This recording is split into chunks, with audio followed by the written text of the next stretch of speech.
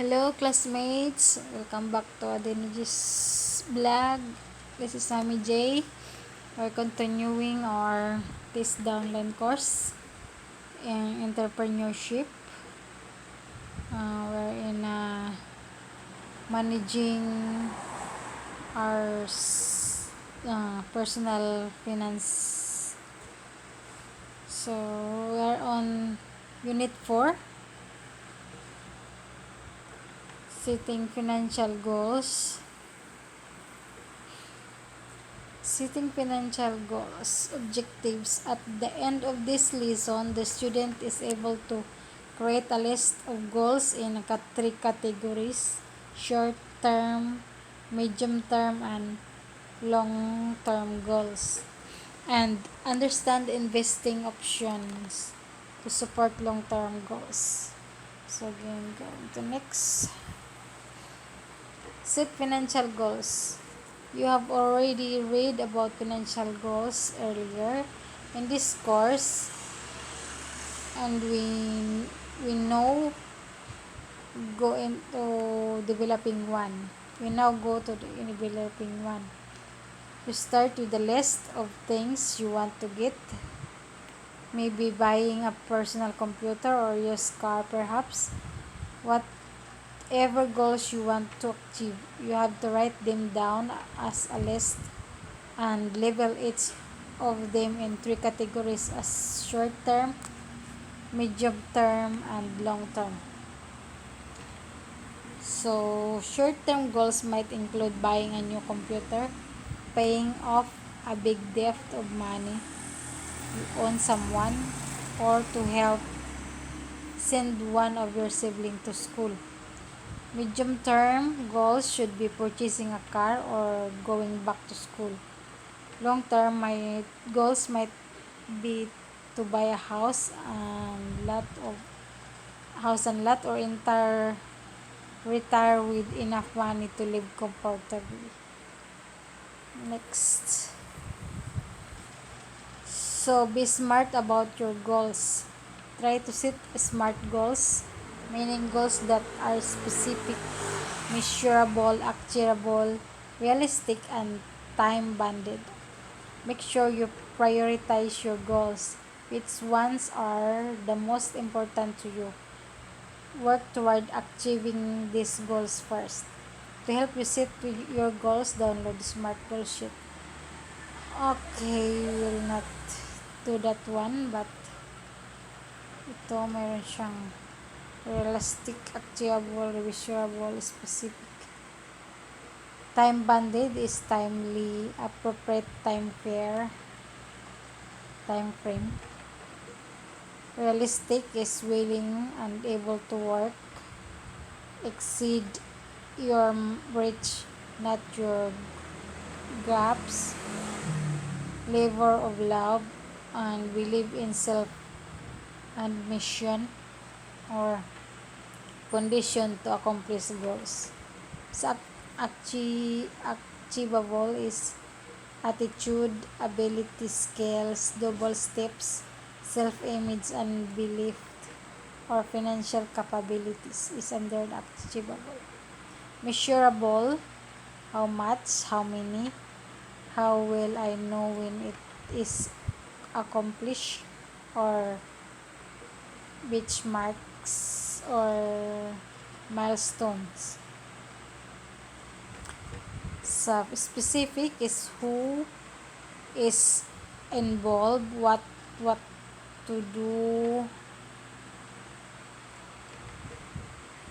I want to accomplish, or where, identify a location or when, establish a time frame, or which, identify requirements and contents, or why, specific reason, purpose, or benefits in accomplishing the goal.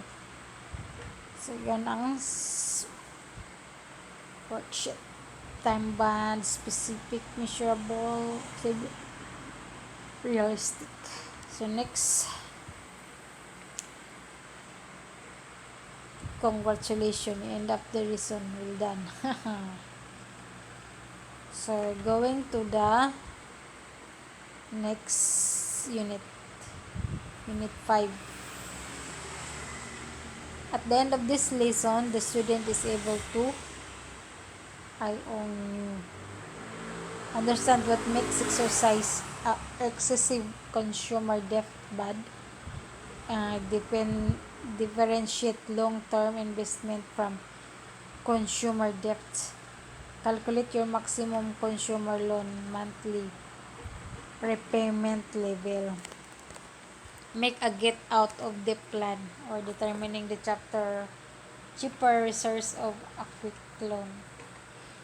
So, going to next it. Be wary of consumer debt. Most young people get into debt by buying gadget, fashion accessories, or expensive clothes, and there are all sorts of offer to get those items on a loan basis payable by monthly installment. These are called consumer loans. Often these loans are unsecured and the credit company charges above average interest. Try to avoid this kind of loan and consider saving the needed amount first and then buy the item in cash. Consumer debt with your people easily pile up and leave them with little money left from their salary. Consumer debt should be avoided because the item you have acquired won't increase in value over time. These include balances you own on a credit card and other personal loans. But there are other types of debt like mortgage and student loans which are considered more favorable than others. That's because this loan potentially have long-term benefits such as eventually owning a house or working in a professional that requires a degree. Some consumer debt may be necessary, but too much is bad to your financial future. As a rule of thumb, your total loan repayments should not exceed to 20% of your take-home pay.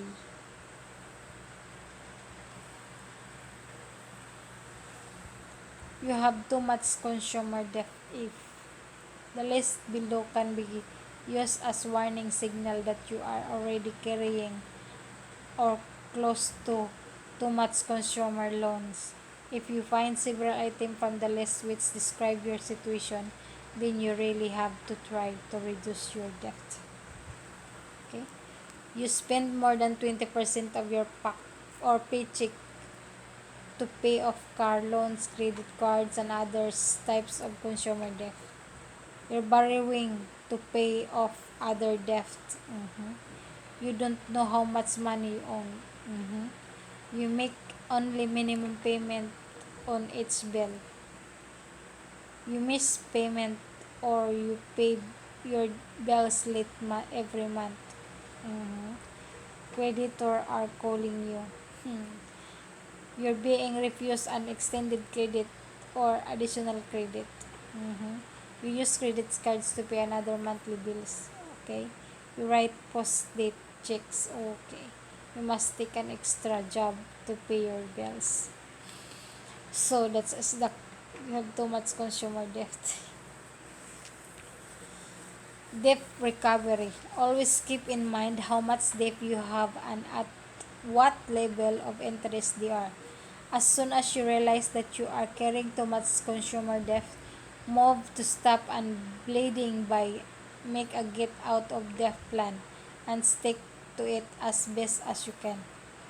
To create get to out debt, use the debt recovery worksheet.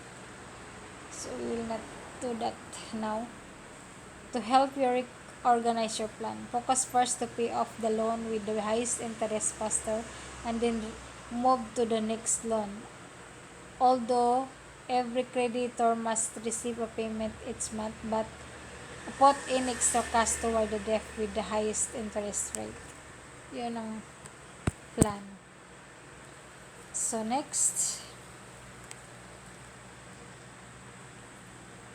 debt management ideas. By combining financial planning with debt management techniques, You can reduce your debt with following. Cut expenses. Try to identify a few things you would stop buying or buy less often. For ideas, review now where your money goes and stop smarter. Access your ability to pay bills as you develop your get to it debt plan and then take the appropriate action. For example, if you bought a motorcycle and are having trouble making the payments, it may be better to sell the motorcycle and pay off the loan rather than let the creditor responses the motorcycle. Yes, reposition will hurt your credit records. It's true. Try to increase income. It is possible to get a second job or get paid overtime and use the money to reduce debt. If you have family responsibilities, first consider that effect would your absence have on the well-being of your family. Yes. When one debt is paid off, keep paying the same amount. Just put it toward another remaining debt. If you are keeping several credit cards, keep only one credit card. Cut off the other cards and call the credit card companies to cancel the accounts. Keep the remaining one at home. As long as use they won't be used by anyone else. You can also consider having the credit limits or lowered. To use your credit cards wisely, keep in mind these tips. Use only one card. Keep track of what you charge, just as you with a checking account. This way you won't be shocked when your statement arrives. Save money for big ticket items instead of putting them on a card. If you must borrow for that item, less expensive loans usually are available from bank and credit unions. Pay credit card bills as soon as they arrive to avoid late payment fees. Always pay more than the minimum balance due.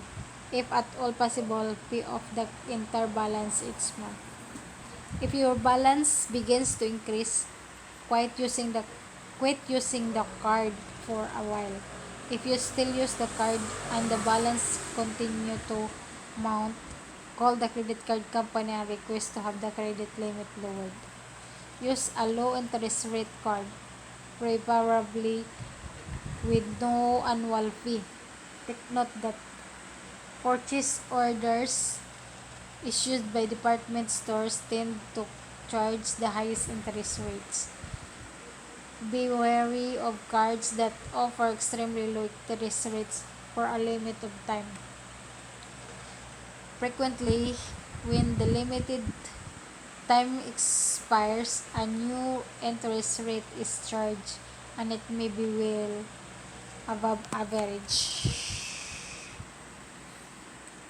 Cutting credit card. Often, it is convenient to have a clear idea of where one can get a loan for some specific needs that have no to be addressed immediately. A compilation of virus loan success is include here. Pay attention to the interest rate and the period to full payment required. Different loan channels charge varying amount of interest rate and varying basics for periods. To properly compare the loan interest rate, we will do an annualized percentage rate or APR. The most expensive is Bombay and the less expensive is salary loan from SSS or Pag-ibig. Okay. So, source of Filipino loans, a comparable table of common source of loans for Filipinos. Loan option window, typical interest rate, time to release, APR or some notes. Some notes. 1. Bombay, 1 to 10,000 peso. 2. 20% per month, 2 months to pay. time to release 1 day. PR 120% payment collected daily, popular among small-time business people. Pawn shop to 80% of pawn item value. 4% first month, 6% for succeeding month, 1 to 4 months to pay. Time to release is instant. APR is 48%. Will require jewelry or other valuable as pawn items. Pawn item will be first close after 6 months. True. Credit cooperative or salary loan. 2% per month, 12 months to pay. 1 day, 24%. Open to cooperative member only. So, lending companies, salary loan. 10% per 2 months, 60 days to pay. 1 day. 60% requires collateral, usually ATM card, credit card or cash advance. 3.5% per month, 30 days to pay, instant. 42%, 6% surcharge on due amount per month. Bank salary loan, 14% per annum, 12 months to pay. Few days, 14% requires guarantee from employer. SSS or pag-ibig, 21% per 24 months, 2 years to pay. Few days, 10.5% requires minimum number of monthly payments, usually 2 years. 8. Paluwagan salary loan, 10% per 2 months, 12 months to pay.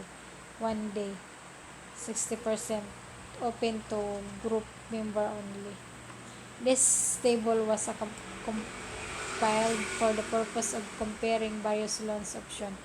While efforts were exerted to show accurate data, the figures represented here are not the official rate of the institution mentioned. Complied May 2009.